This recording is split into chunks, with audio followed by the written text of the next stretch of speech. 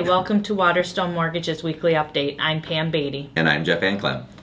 Hey Jeff, we've seen a lot of volatility on our end with the bond market and the interest rates and things like that. Can we talk a little bit about what impacts an interest rate and maybe why, theoretically speaking, an interest rate would go up or down? Sure. Some of the big things, you'll see a lot of numbers come out when people talk about interest rates and what's impacting them. All of these numbers are associated with the economy generally, and the more these numbers improve, things like home starts and the unemployment rate and jobs data, as these things come out and indicate that the market, the economy rather, is improving, you will see people go into a more of a risk on, meaning they will move investments, large investments, from the safe haven of the bond market into like the stock market and other areas where they can make more money as those things improve.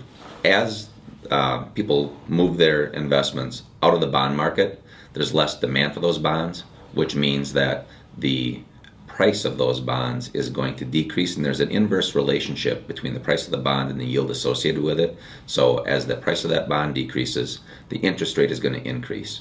All right, and so as the Federal Reserve is another part of this puzzle, as they currently the Federal Reserve is buying $40 billion worth of mortgage-backed securities on a monthly basis, and they can't do it forever. Everybody knows that. So when they start to wind this down or get out of the mortgage-backed security market, the rest of the market that owns bonds also wants to be ahead of that, because when they move out, the price of that bond is going to decrease significantly because of the lack of demand, and nobody wants to be the last person holding this mortgage-backed security bond that is now worth significantly less than it was yesterday.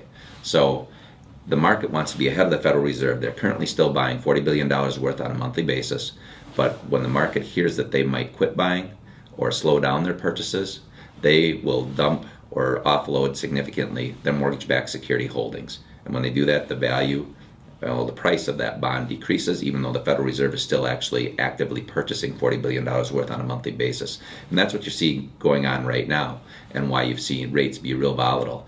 The market is trying to guess a little bit what the Federal Reserve is going to do and how quickly they might wind down their purchases. And as they guess, sometimes they guess wrong, sometimes they guess right, and you'll see interest rates fluctuate, sometimes significantly on a daily basis as a function of what they think is happening over at the Federal Reserve. And that's why we look at all these numbers on a daily basis, and you see them impact our interest rates on a daily basis.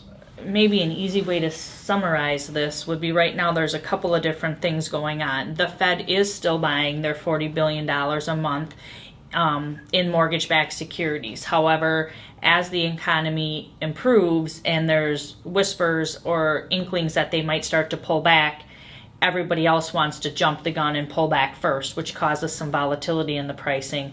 And then the second piece or approach are the other daily or weekly reports that come out in regards to manufacturing, housing starts, unemployment numbers, and things like that. And as those reports start to look more positive, start to get better, the overall economy starts to look better, interest rates are going to tend to trickle up a bit in a better economy. Exactly, so correct. A couple different things going on. Yep.